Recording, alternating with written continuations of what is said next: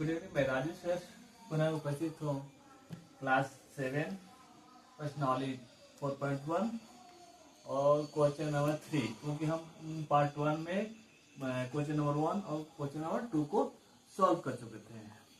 I hope आप मुझे पूरे विश्वास से आप सभी अच्छे होंगे और मन से पढ़ाई कर रहे होंगे, ठीक है।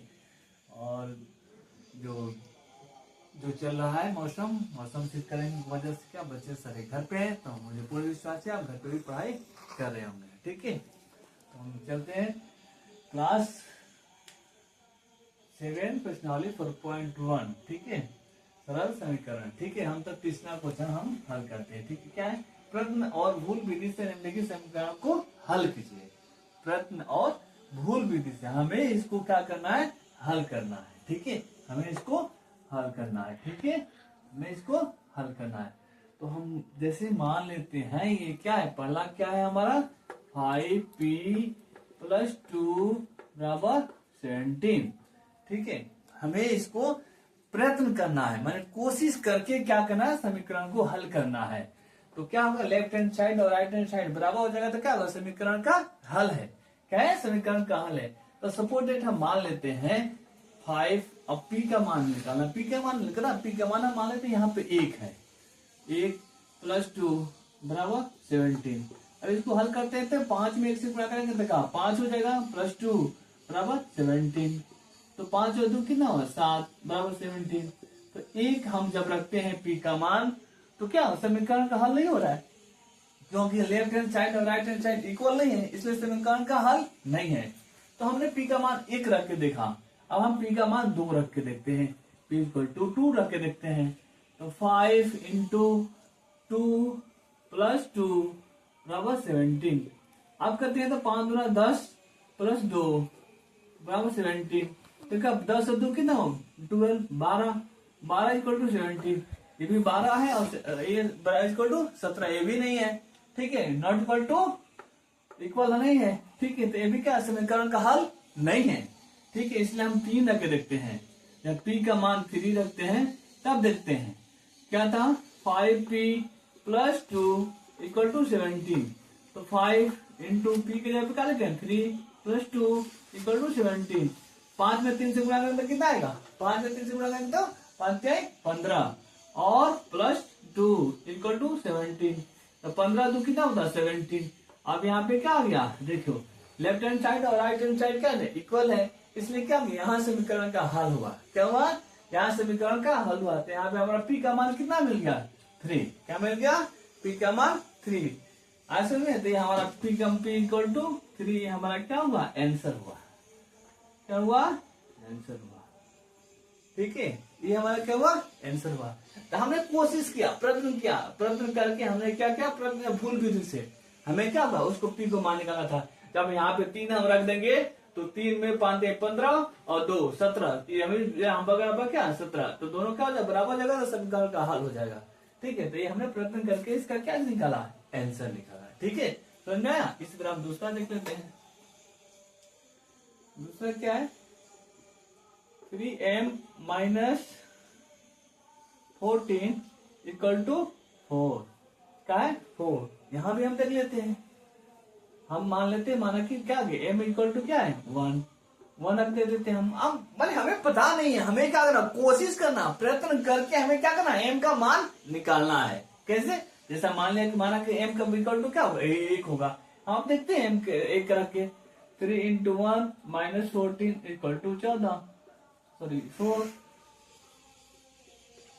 तो क्या होगा? 3 में से गुणा करेंगे क्या होगा? 3 होगा, -14 बराबर क्या होगा? 4। तो क्या हो जाएगा? ये कितना हो जाएगा? 4 में से 14 में से 3 घटेगा कितना होगा? माइनस में 11 बराबर 4। ये होगा? Left hand side right hand side equal है? नहीं है। तो ये तो समीकरण का हल नहीं है। इसका मतलब क्या? m का मान 1 हमारा नहीं होना चाहिए, ठीक है। फिर देखते हैं m = 2 रख के देखते हैं क्या था? 3 × 2 - 14 बराबर 4। 3 × 6 - 14, तब क्या होगा? 4। ये भी क्या है? इसमें भी हमारा क्या होगा? घटाएंगे तो क्या होगा? -8 = 4 आएगा। ये भी नहीं है। तो m = 2 हम रखते हैं, तभी समीकरण का हल नहीं हो रहा है। अब क्या रखेंगे m बराबर 3, m बराबर क्या रखेंगे 3। अब देखते हैं 3 इंटू 3 माइनस 14 बराबर 4, 3 के 9 माइनस क्या 14 कितना हो जाएगा, 14 में से 9 का कितना था -5 इक्वल टू 4, ये भी नहीं है। ठीक है, आप क्या m बराबर 4 लिख लेते हैं 4, तो 3 इंटू 4 माइनस 14 बराबर 4, 3 चौक 12, 12 में से क्या ना 14 घंटे का था -2 इक्वल टू 4, ये भी नहीं है। अब क्या लिखते हैं हम m बराबर क्या लिखते हैं 5, m बराबर 5, तो क्या हुआ 3 इंटू 5 इक्वल 14 बराबर 4, 5 3 15, 15 में से 14 घंटे का कितना बचा 1 बराबर, यहाँ पे कहा 4 आना चाहिए, ये भी नहीं है। ठीक है, m बराबर हम 6 लेते हैं, m बराबर 6, तो 3 इंटू 6 माइनस 14 बराबर 4, 3 छक 18, 18 और माइनस 14 बराबर 4, 18 में से 14 घटाएंगे क्या हुआ 14 4 आया कि नहीं आया, तो left hand side equal to right hand side, that समीकरण का हल है। ठीक है, समीकरण हल है, तो क्या हो जाएगा m बराबर क्या होगा 4, ये हमारा क्या होगा आंसर, सॉरी पेन 4 नहीं 6, m बराबर कितना होगा 6 रखे तक ना यार, लेफ्ट हैंड साइड राइट समझ में आ रहा है। तो ये हमारा क्या हुआ m बराबर 6, ये हमारा क्या हुआ आंसर हुआ। ठीक है, ये हमारा था कि हम अपने आप को प्रयत्न करके उसको निकालना था m का मान, जिससे क्या होगा समीकरण का हल हो, कोशिश करना था। इस तरह हम तो निकाल देते फिलहाल तो निकाल देते m का मान, लेकिन हमें कोशिश करके देखना था, हमें कोई भूल भी नहीं ना भूले हुए, ठीक है, अपने से करके देखना था। ठीक है, ये था हमारा तीसरा क्वेश्चन। अब हम चौथा क्वेश्चन हल करते हैं। ठीक है, ठीक है, तीसरा हमने बना लिया, अब चलते हैं चौथे पे। ठीक है, प्रश्न नंबर चौथे पे क्या बोला है, निम्नलिखित कथनों के लिए समीकरण दीजिए। अब इसमें क्या करना है, हमें भाषा दिया हुआ है उसके अनुसार क्या करना है, हमें समीकरण लिखना है, हमें समीकरण लिखना है। ठीक है, तो दे रहा है संख्याओं s x और 4 का योग क्या है 9 है, उसमें संख्या दे रखा है, संख्या x और 4 का योग कितना है 9 है। तो पहला का हमने क्या लिखा x योग मतलब प्लस 4 इक्वल टू 9, ये आंसर हो गया। क्या हुआ हमारा, ये आंसर होगा, क्या होगा हमारा आंसर होगा। दूसरा देख लेते हैं, क्या करना है, y में से 2 घटाने पर 8 प्राप्त होता है, कितना y है संख्या, उसमें से 2 घटा देंगे तो हमें कितना प्राप्त होता है 8 प्राप्त होता है। ये हमारा आंसर हो गया, सिंपल है, आज में ये सिंपल है। ठीक है, और तीसरा देख लेते हैं, तीसरा क्या बोला है, a का 10 गुना 70 है, a गुणे 10 बराबर क्या होता है 70, हम देख सकते हैं 10a बराबर 70, ये हमारा आंसर हो गया। ठीक है, ये हमारा आंसर हो गया, बहुत ही सिंपल है। ठीक है, चौथा क्या बोल रहा है, संख्या b को 5 से भाग देने पर 6 प्राप्त है, संख्या b है, b को 5 से भाग दे देंगे तो कितना प्राप्त होता है, हमें 6 प्राप्त होता है, ये हमारा आंसर हो गया, इक्वल टू 6, ये हमारा क्या हो गया आंसर हो गया। ठीक है, समीकरण लिखना है। पांचवा देख लेते हैं, क्या था, t का 3/4 15 है, t है, t का 3/4 ये t है, t का 3/4 क्या हो 3/4, 3/4 कितना 3/4 इक्वल टू 15। हम क्या लिख सकते हैं, इसको लिख सकते हैं, क्या लिख देंगे 3t/4 इक्वल टू 15, ये हमारा क्या होगा आंसर हो गया। क्या हुआ, ये हमारा आंसर हो गया, समीकरण लिखना है।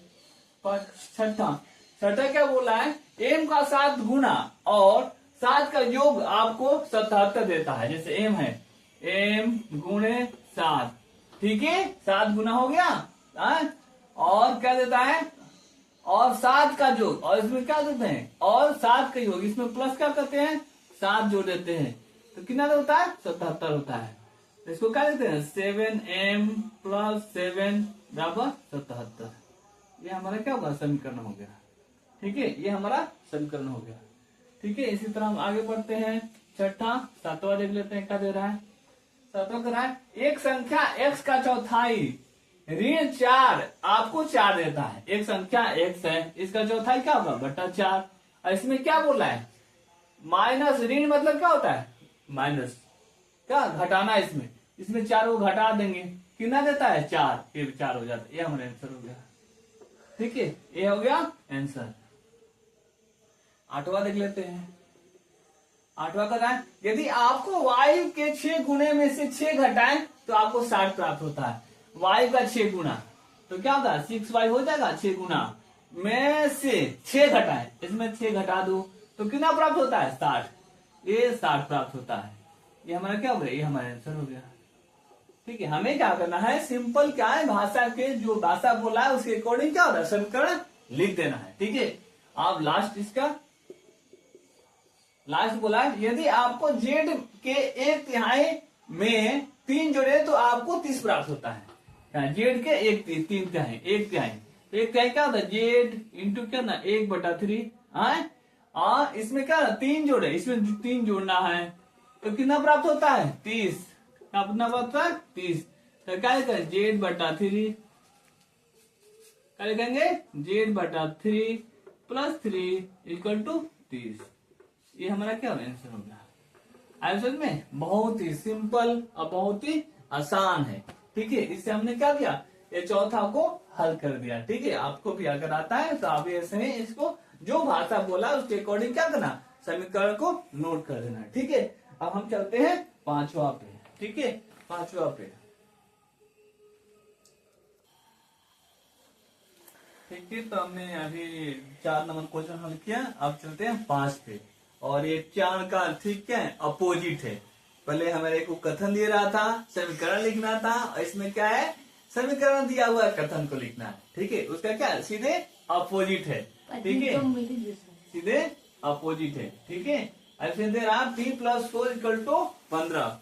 अब इसको क्या लिखना है, हमारे को कथन लिखना है, तो कथन में हम पहला क्या लिख देंगे, संख्या P में 4 जोड़ने पर 15 प्राप्त हुआ। 15 प्राप्त होता है। कितना होता है 15 प्राप्त होता है। ठीक है, ये हमारा हो गया पहला का। ठीक है, दूसरा क्या है m - 7 = 7। तो क्या होता है संख्या m, क्या लिखेंगे संख्या m में से 7 घटाने पर या ऋण करने पर, घटाए या ऋण लिख सकते हैं, घटाने पर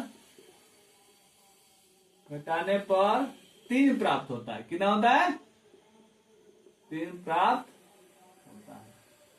ठीक है, 3 प्राप्त होता है। दूसरा का हो गया।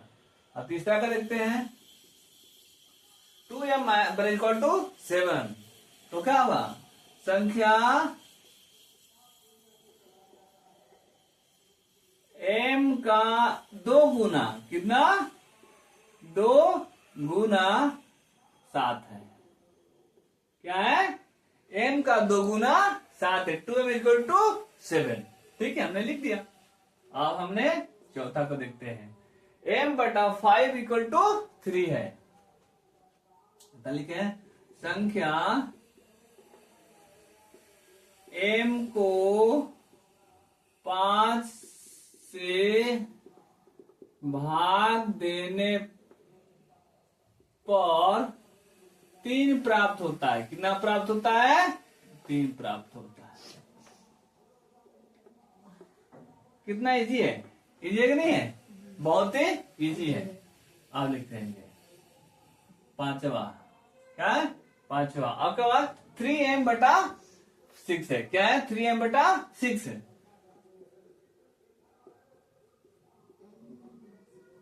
संख्या m का 3 गुना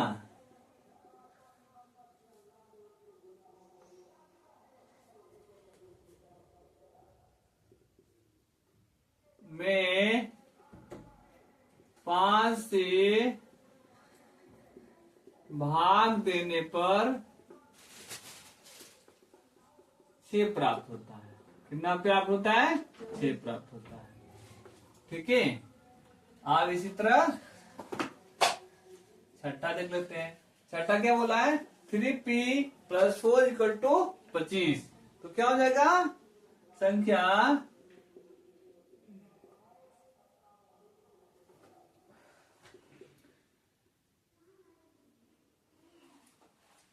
p का लिख दे, संख्या p में 3 से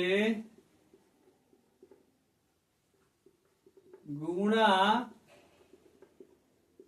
करने और 4 जोड़ने पर 25 प्राप्त होता है। कितना होता है? 25 प्राप्त होता है। हमेशा प्राप्त नहीं लिखते हैं, हम भी लिख सकते हैं संख्या p में 3 गुणा करने और 4 जोड़ने पर 25 प्राप्त होता है। ठीक है, जब 25 होता है ये भी लिखते हैं, 25 होता है ये भी लिख सकते हैं। सातवां क्या बोला है? 4p - 2 = 18। हाँ,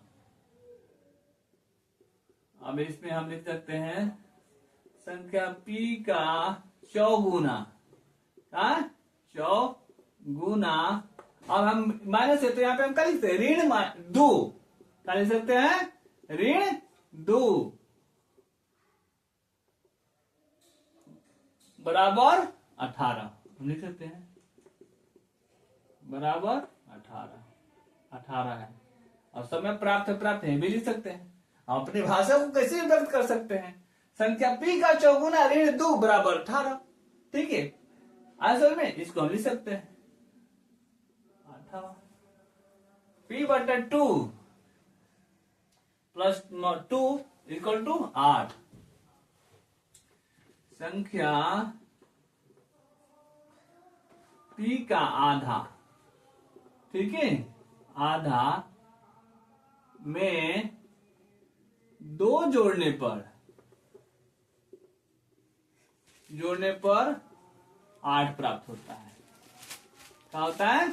8 प्राप्त होता है। क्या प्राप्त होता है? 8 प्राप्त होता है। ठीक है, और लास्ट इसका देख लेते हैं। यही था लास्ट ना, 8 तक था। ठीक है, p जोड़ने पर p/2 + 2 = 8। संख्या p का आधा में 2 जोड़ने और क्या प्राप्त होता है? 8 प्राप्त होता है। ठीक है, तो हमने ये दिया हुआ था समीकरण, इसके हमने कथन को लिख दिए। ठीक है, अब हम चलते हैं इस प्रश्नावली के लास्ट क्वेश्चन 6 को। ठीक है, 6 देखते हैं। इसमें दे रहा है स्थितियों में समीकरण बनाइए। अब इसमें कथन दे रहा है, स्थिति दे रखा है, और इसमें क्या करना है? समीकरण को हमें बनाना है। ठीक है, ठीक है, तो हम लास्ट इसका प्रश्नावली का लास्ट क्वेश्चन हल करते हैं। इसमें दिया हुआ है निम्नलिखित स्थितियों में समीकरण बनाइए। स्थिति दिया हुआ है, ठीक है, उसके हम क्या करना है? समीकरण को बनाना है। ठीक है, तो हम पहला देखते हैं। पहला बोला, इरफान कहता है कि उसके पास परमीत के पास जितने कच्चे हैं उसके 5 गुने से 7 अधिक है। इरफान के पास कुल कितने? 37 कच्चे हैं। तो परमीत के कच्चों की संख्या m लीजिए। ठीक है, इसको हम हल करते हैं। ठीक है, हल करते हैं। माना कि क्या? परमीत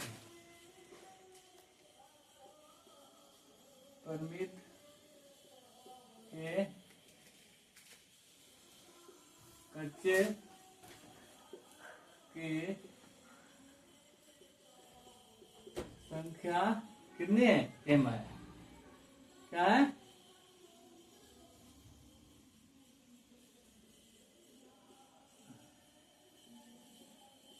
संख्या m है। मैं इसलिए लिख देता हूँ क्वेश्चन कि आप लोग को फिर मैं लिखूंगा, फिर बताऊंगा तो ज्यादा टाइम लगेगा, तो लंबा वीडियो हो जाएगा। तो लंबा वीडियो ना हो इसके लिए मैंने क्वेश्चन लिख दिया है। ठीक है, और जो छोड़ दिया तो इसको हम सोल्व कर देंगे। कुछ है नहीं इसमें। ठीक है, तो इसमें खाली समझना है। इरफान कहता है कि उसके पास परमीत के पास जितने कच्चे हैं उनके 5 गुने से 7 अधिक है। कितने हैं? तो परमीत के पास कितने हैं? m है। माना के m है, तो क्या कितने करा? परमीत के पास जितने कच्चे हैं उसके 5 गुने, तो 5 गुना क्या होगा? 5m। क्या हो जाएगा? 5m। क्या हो जाएगा? 5 गुना m का कितना 5 गुना 5 गुना क्या होता है 5m और कल का उनके 5 गुने से 7 अधिक इसमें से +7 बराबर कितना पर आएगा कितना बचे 37 कितना 37 ये हमारा आंसर हो गया सिंपल क्या होगा ये हमारा 5m + 7 = 37 ठीक है जो परमित के 5 गुना प्लस उसमें 7 जुड़ दिया जाए तो क्या होगा इरफान का जो 37 प्राप्त हो जाएगा इस तरह से रूप में लिख दिया। अब इसी तरह कहता है दूसरा लक्ष्मी के पिता की आयु 49 वर्ष है कितने हैं 49 वर्ष है उनकी आयु लड़की की आयु के 3 गुने से 4 वर्ष अधिक है लड़की आयु की आयु क्या y वर्ष माना है क्या है माना कि लक्ष्मी की आयु कितना है y वर्ष है कितना है y वर्ष है ठीक है ये हल है सब ठीक है माना कि लक्ष्मी की आयु y वर्ष है। अब क्या बोला है उनकी लड़की की आयु के 3 गुने तो क्या होगा ये होगा 3y + 4 वर्ष अधिक +4 = क्या हो जाएगा 49 वर्ष 3y + 4 = 49 हमारा आंसर हो गया लिख दिया समीकरण लिख दिया कथन के को कल हमके समीकरण के रूप में लिख दिया। तीसरा क्या कर है अध्यापिका बताती है कि उनकी कक्षा में एक विद्यार्थी द्वारा प्राप्त किए गए अधिकतम अंक प्राप्त किए गए न्यूनतम अंकों का दुगुना धन 7 है धन मतलब क्या होता है प्लस धन मतलब क्या आता है प्लस तो प्राप्त किए गए अधिकतम अंक 87 है कितना है 87 है तो न्यूनतम अंकों की क्या मानना है एल मानना है माना कि इसको हल करते हैं माना कि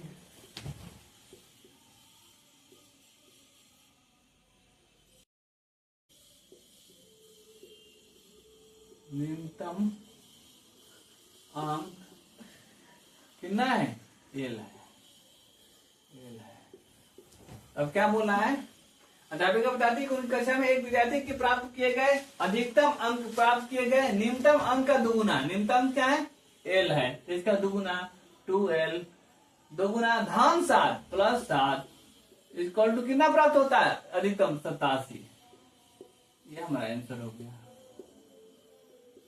ठीक है ये हमारा आंसर हो गया। और अध्याय का लास्ट प्रश्न एक समद्विबाहु त्रिभुज के शीर्ष कोण प्रत्येक आधार कोण का दुगुना है मान लीजिए कि आधार का कोण कितना है 20 डिग्री है तो यह याद रखिए त्रिभुज के तीनों कोणों का योग कितना होता है 180। हम सभी जानते हैं कि त्रिभुज के तीनों कोणों का योग कितना होता है 180 डिग्री होता है। हम समद्विबाहु त्रिभुज क्या जिस त्रिभुज की 2 भुजाएं बराबर उसे क्या कहते हैं समद्विबाहु त्रिभुज कहते हैं। जैसे हमने यहाँ बना दिया आपको ठीक है ये होगा ये भुजा क्या है बराबर हो ये हमारा शीर्ष कोण हो गया ये आधार कोण हो गया ठीक है। तो इसमें बोला है कि मान लीजिए आधार का कोण कितना है बी है ठीक है बी है तो क्या बोला है एक समद्विबाहु त्रिभुज के शीर्ष कोण आधार के दुगुना है आधार कितना है बी है बी डिग्री है तो शीर्ष कोण क्या होगा 2b हो जाएगा 2b हो जाएगा ठीक है 2b हो जाएगा। और इसमें लिख देते हैं माना कि आधार कोण क्या है माना कि समद्विबाहु त्रिभुज के आधार कोण कितना है बी डिग्री है कितना डिग्री है बी डिग्री है बी डिग्री है तो शीर्ष कोण क्या होता है 2b डिग्री हो गया। और त्रिभुज के तीनों कोणों का जो कितना होता है 180 डिग्री तो क्या होगा b + b + 2b = 180 डिग्री तो एक ये 2b है 2b 4b = 180 ठीक है ये हमारा आंसर हो गया होगा। आई होप आप सभी को समझ में आ गया होगा। जिसको भी समझ में अगर कोई नहीं आया होगा तो कमेंट करेंगे और मैं आप सभी के लिए बहुत ही मेहनत कर रहा हूँ तो आपका दायित्व बन जाता है कि जो भी बच्चा देखे वीडियो को लाइक करे जो अभी तक सब्सक्राइब करने के होंगे सब्सक्राइब कर लेंगे और जो भी बच्चा अभी इस अध्याय 4 से पहले नहीं देखे होंगे तो जाके प्लेलिस्ट में अध्याय 1, 2, 3, 4 कंप्लीट देख लेंगे। और आप सभी को मैं बता दूं कि जो भी बच्चों जिसको भी अगर अच्छा लगे तो अपने व्हाट्सएप पे स्टेटस को लिंक को जरूर लगाएं। और जो भी बच्चे अभी तक सब्सक्राइब नहीं किए, जो भी देख रहे हैं, प्लीज सब्सक्राइब जरूर करें। अपना ख्याल रखें, मन से पढ़ाई करें और ये बात ध्यान रखें कि पढ़ के ही हम कुछ कर सकते हैं, बिना पढ़े कुछ नहीं कर सकते। तो पढ़ना बहुत जरूरी है। अगर हम पढ़ाई के क्षेत्र में हमें आगे बढ़ना है तो पढ़ना है। जिस क्षेत्र में हमें जाना है उस क्षेत्र में को हमें हार्ड वर्क करना पड़ेगा, ठीक है, तभी हम कुछ कर सकते हैं, ठीक है। तो जो भी अभी हम अपना गाइड तो हमारा इसलिए है कि हम क्लास 7 में है, हमारे को पढ़ना है, तो पढ़ाई मन से करें और मम्मी पापा का और गुरुजनों का नाम रोशन करें, स्वस्थ रहें, मस्त रखें और खूब मन से पढ़ाई करें, ठीक है। मिलते हैं हम नेक्स्ट वीडियो में, ठीक है। Take care, bye bye.